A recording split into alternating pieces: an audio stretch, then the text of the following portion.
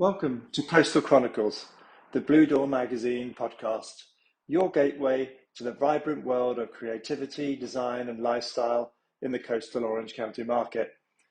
I'm your host, Justin Williams, founder of Blue Door magazine, and in this podcast, we delve deep into the industries that shape our community, from architecture to art, from design to lifestyle.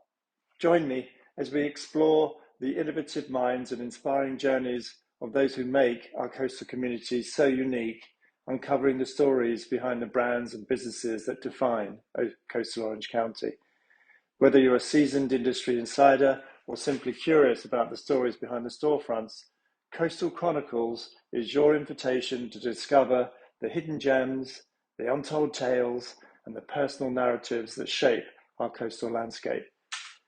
Get ready to open the blue door and step into a world of creativity, inspiration, and connection.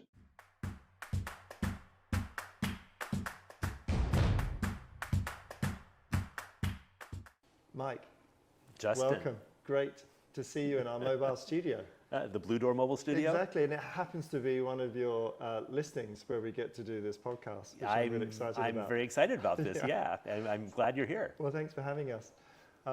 So it leads me to my first question, because here we are in South Laguna Beach. When did you move here, and what was your journey like into real estate, having moved here? That's a big question. Yeah.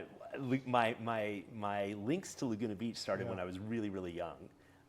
My grandparents, back in the 60s, when the Surf and Sand, which was the first luxury hotel here in Laguna Beach, built on the sand, it was finished up in 1964, the year I was born.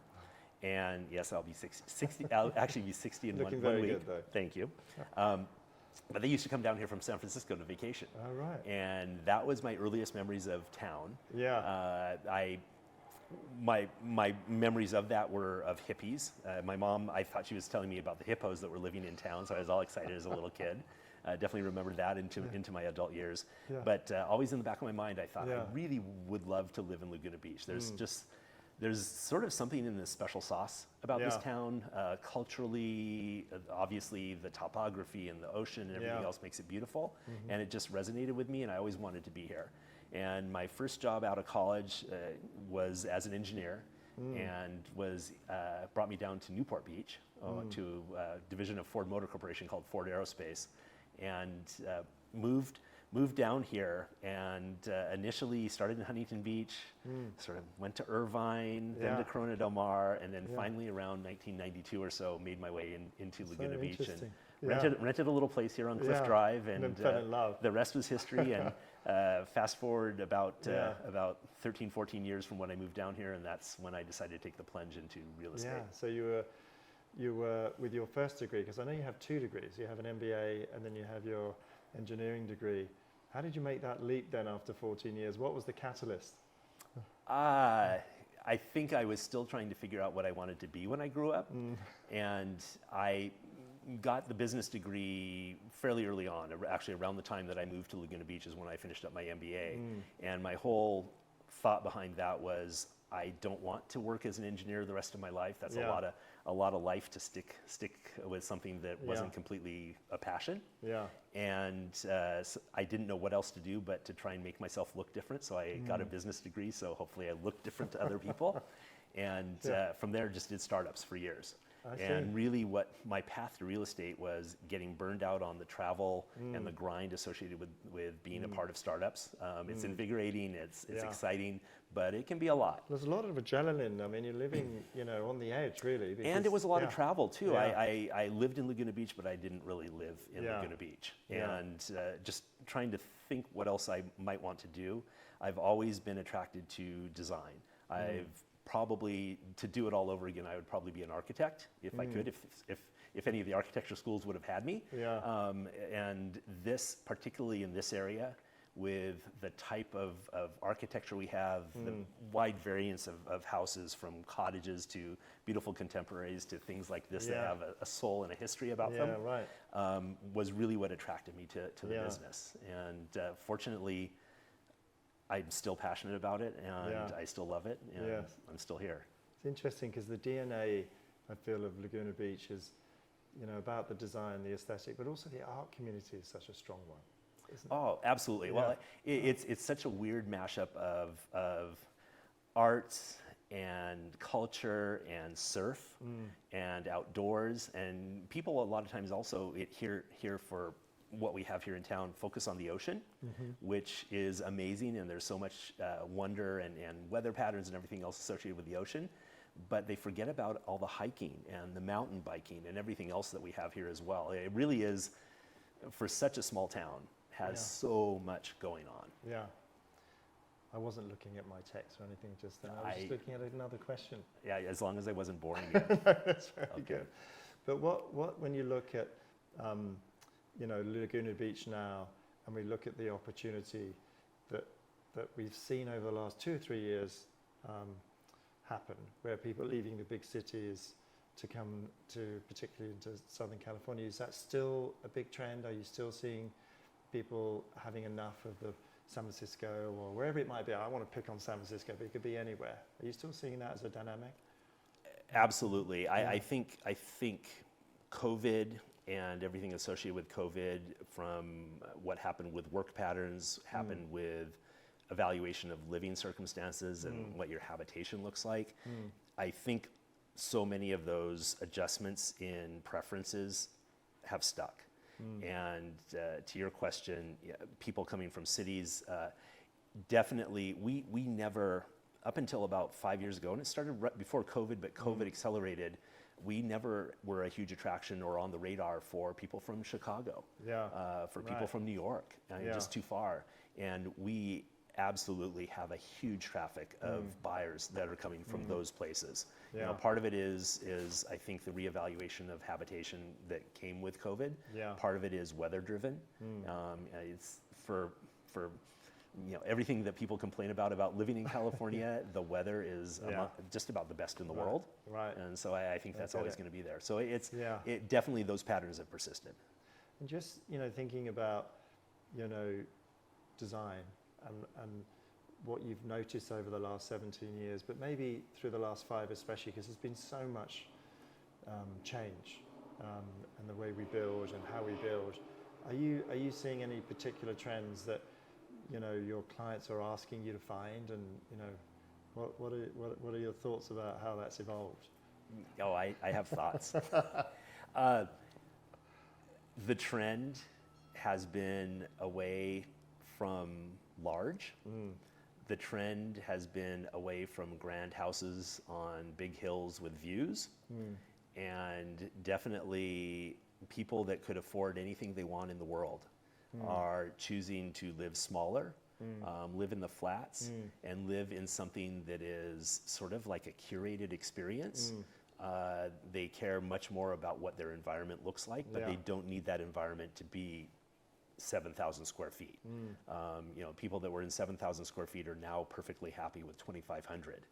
And I think that is a trend and a change that is here to stay for so many reasons, and it really is been noticeable here in town.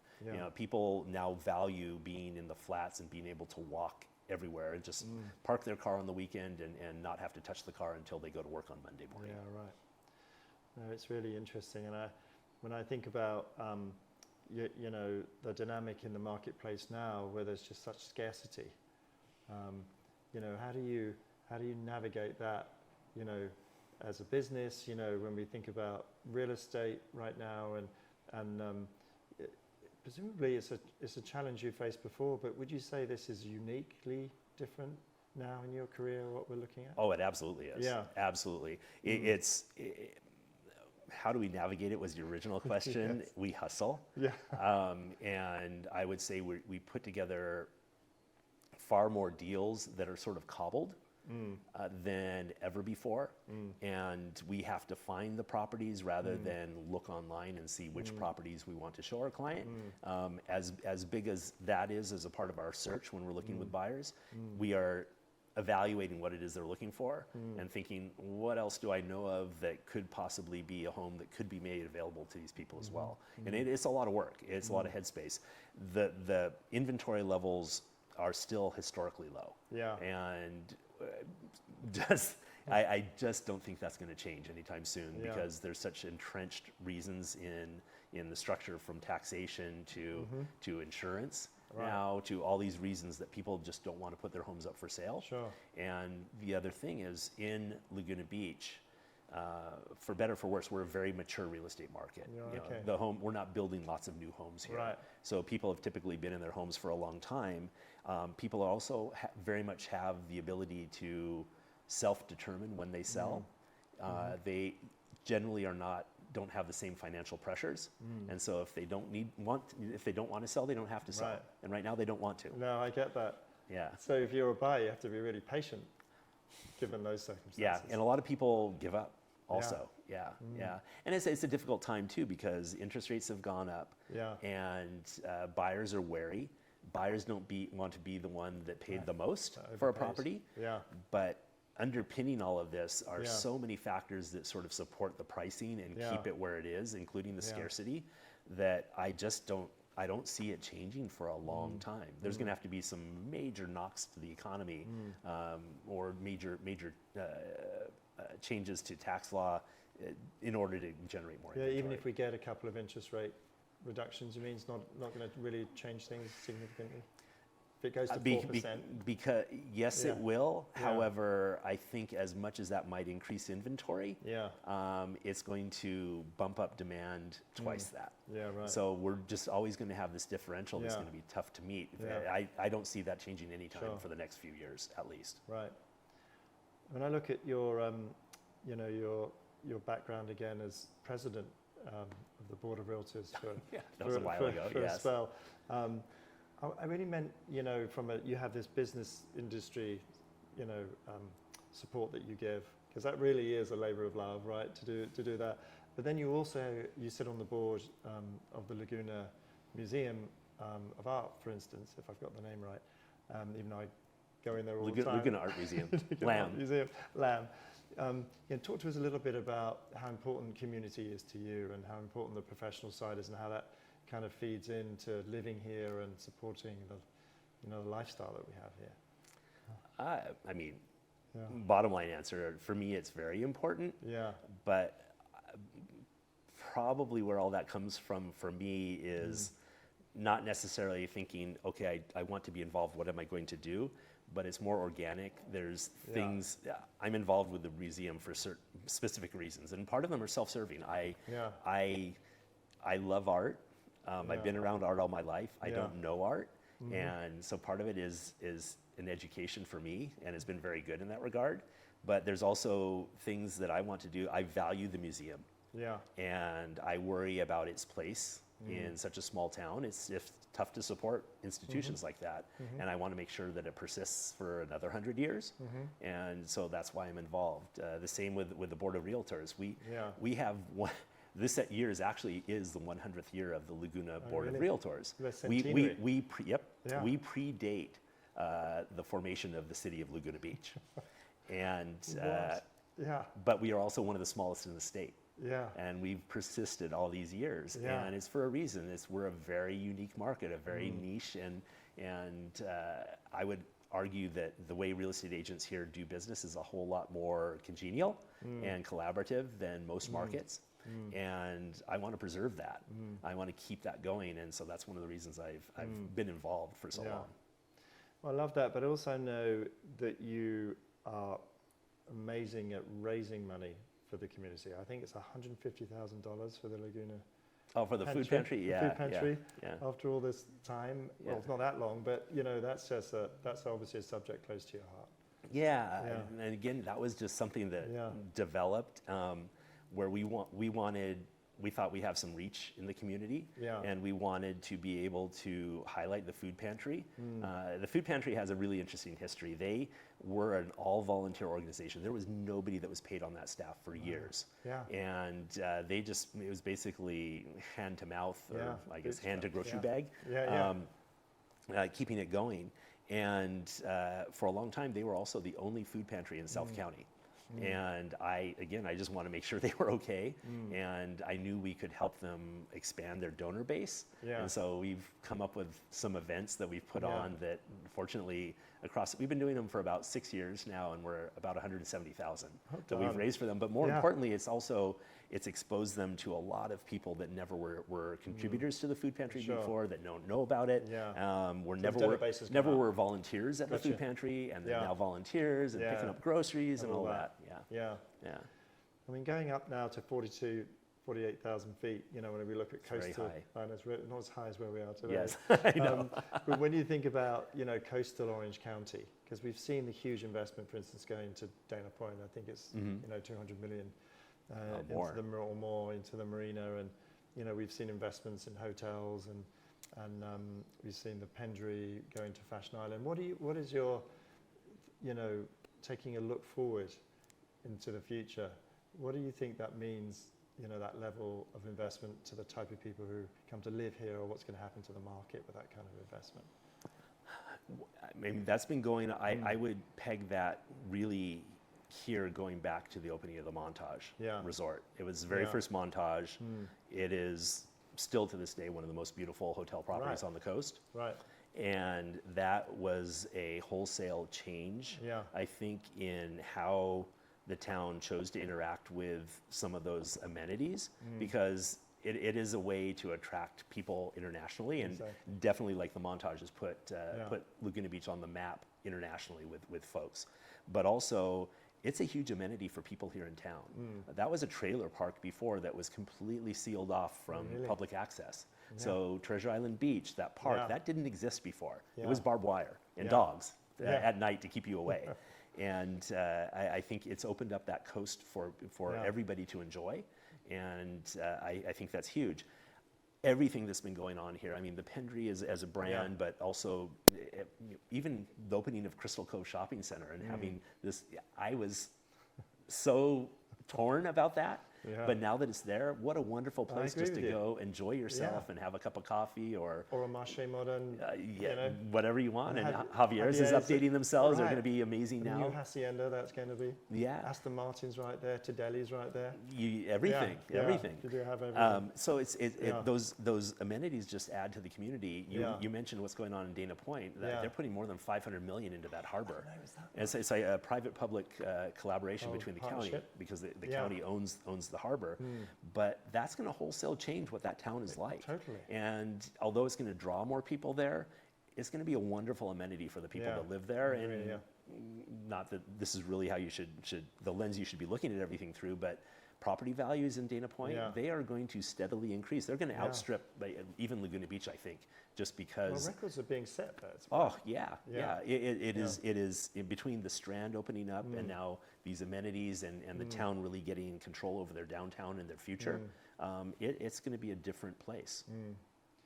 No, it's really interesting the way that's going to play out on the marketplace, and I think, you know, when we think about the way we live, you know, having access to what I feel is like what we have at Lido, for instance, with the Nobu and with, you know, Cinque and Bottleworks and all of that. I can imagine that's also going to, you know, be the kind of product we're going to see in Dana Point. But just in terms of your footprint, you know, as a business, that you're known for Laguna, but of course you transact everywhere. I mean, your expertise is all of coastal Orange County, correct? I will sell where I am comfortable, and I know that I know the area very well. And that includes, I know Huntington Beach. I won't sell Huntington Beach. I'm not up to date on the market, but Newport Beach, we always have a few transactions. We have a beautiful listing coming on in Newport in a couple of weeks. Actually, you should come see it. Oh, I'd love to see that. But we transact generally from Newport down to San Clemente. Yeah, gotcha. And it's really important, I feel, the team you have. Because you've been really, when I look back at the growth of sales that you've had, particularly I think in the last 5 years, that's 500 million on its own in 5 years against, you know, almost $1 billion of transactions in your history. We're almost to 2 All right, billion. okay. We'll pass 2 billion this year. Okay, well, there we go. So, but meteoric growth as a team, it seems, you know, over the last 5 years, how important is it to have the right group of people around you? Oh, I think it's vital. Yeah. The way the real estate market works now, I can't imagine doing business without having a team of trusted people who are probably in many ways much better than I am, to be there for me to rely on, and for them to rely on me, for us to rely on each other. And I'm really, really fortunate. This was never a team that was created with an idea towards, I want to grow the team, I want to make more sales. It was opportunistic. When there were good people who I thought had a spark and had something that I thought they could leverage, would be able to add to the team. And it is amazing that we all get along as well as we do. We're friends as well as colleagues. And the way we're set up as a team, we have incentive to support each other. And how many are you now, Mike? We are, 10 total with staff. Yeah, okay, gotcha. And that, no more. Yeah. I keep saying that, but no more. Small but perfectly formed is the way to describe it. Thank you. Very good location, your office. I mean, you were one of the founding agents with Compass. Yeah, our team was the founders of the Laguna Beach office for Compass. And you know, how important is that value proposition to you with the Compass brand? It's been very important. Yeah. We've been with Compass now for 6.5 years. Yeah. And when we joined, part of the reason we joined was I, again, saw that spark in a company and saw what they were doing with technology. And I thought to myself, even if only half of what they're telling me they have in the way of technology, even if only half of that works, I want to have that. I don't want to be up against the people that have that. And indeed, only about half of it worked when we first joined. But now it is a really amazing platform. And as well, it's not just the technology with the company. It is a really collaborative culture. I am just amazed at how many agents now, through sort of the natural secret sauce of how the company works, I have deep relationships with in other parts of the country. Interesting, You know, everything from Jackson Hole to New York City to Florida. I don't just know names there. I don't know just an agent name. I know the people and I know them well. And I think that's been really powerful. It speaks that the company, when we joined, there was about 2,000 agents, and I think we were number 7 in volume in the nation. The company is just going on 10 years old, is now number 1 for the 3rd year running in volume in the nation, number 1 in this area, and has 30,000 agents. It's interesting what you're saying though about having a kind of national reach, because that really helps, you know, feed in the buyers, right, from out of town. And it does, and this business has become so much more than just the local. Exactly. Particularly, I mean, we're in a destination location, sort of an aspirational area, and particularly for an area like this, if I didn't have those links to agents that were in all these feeder markets, I probably would lose about 40% of my business. That's so interesting. It's been key. Yeah. So, Mike, there's the big question on everyone's lips has been, you know, the impact on the market with the big NAR settlement. So as we know, that's affecting the way the buyer agent is being rewarded. And so with the change, if you could just summarize it really quickly for people, what the change has meant, what it's meant for you, and what you think the impact is having on the market, if any. So did you notice that my posture stiffened? Overall, I think it's a very good thing because of the transparency and I guess the way it's brought the topic of compensation to the foreground. Not so much in California, but in some markets across the country, compensation was not quite so transparent. I don't think there's been a lot of talk about how this is going to affect home prices, how this is going to make things more affordable for people. I struggle, and I think most economists have actually agreed with my thought on this, not going to it's not going to do anything with home prices. Home prices are affected by so many other factors that are much bigger component of what they are. Yeah. Not going to have an effect there. Yeah. What it is going to affect is the control that a buyer has over the compensation. I do have some fears because I fear that some of the changes that have been are part of the settlement are going to make it more difficult for first-time home buyers to get in, because now you're a home buyer, you're doing this for the first time. It used to be nothing you had to think about other than which home do I want to purchase. Now you have to think about how am I going to pay my agent, Right. and particularly if people are getting in with lower down payments. Right. As of right now, the financing system does not account for a payment to a buyer's agent. And so that's going to make that equation to get into a home a lot more difficult until those conniptions get worked out of the system. It also definitely, I think there's going to be sort of stratification of agents. There's going to be the agents that will work for very little and probably have very little experience in certain areas, and they're just more transactional based. But if you want true representation, you are going to have to pay for it. And of course, it's all negotiated, but I think you're going to find that the better agents are going to be commanding the higher, whatever the current commission rates are. It's typically 5% here in total. Yes. It isn't going to make offerings of payment to a buyer to pay their agent.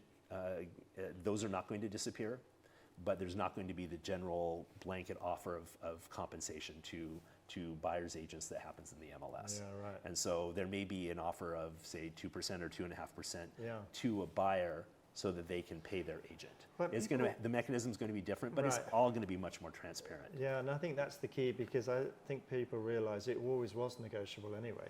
Yeah, I've always, in fact, in listing Right. presentations, Right. the difference is it hasn't always been negotiable by a buyer. Sure. Even though they can talk with their agent and ask for some sort of a rebate or discount, that's always not been so apparent. Definitely, it's always been a negotiable item with a seller. So interesting. Well, thank you for that comprehensive summary. It's been an absolute pleasure Likewise. being able to explore a little bit Thank you for more. bringing the Blue Door mobile studio. This is our to new 400 thing we're going to Ashton. do. Yeah, I mean, I just feel that, I mean, you'll see later on another show that we've done with you today. But what a magnificent location. Kind of makes me feel like it's the perfect, summary and period to the day. So thank you very much. Thank you. And we'll see you soon, I'm sure, on our next show. Cheers. See you.